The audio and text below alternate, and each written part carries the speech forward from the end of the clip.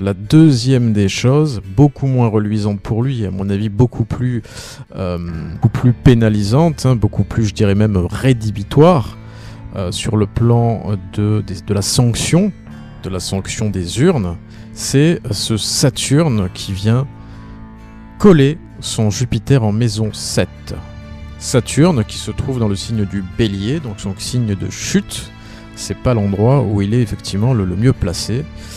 Il apporte sa note effectivement de accentuée par le fait qu'il est déjà le grand maléfique en astrologie traditionnelle, mais là en plus il se trouve mal placé de surcroît, donc ça accentue le caractère nocif de l'astre. Jupiter en maison 7 dans le signe du Bélier marque ici les contrats, n'est-ce pas, avec le peuple.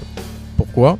Parce que la maison 7 représente les contrats, Jupiter est maître du fond du ciel, donc ça traduit pour moi un contrat avec le peuple.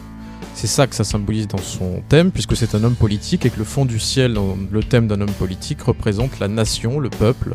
Et donc ici, Jupiter vient nous parler de contrat avec le peuple. Contrat suprême, si vous voulez. C'est plutôt positif, s'il n'y avait pas ce Saturne, ça serait plutôt bien.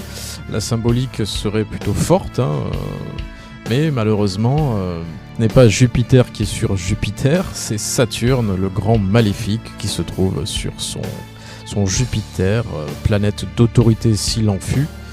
Voilà, donc pour moi, ça signe évidemment une sanction négative, des obstacles, un rejet du peuple.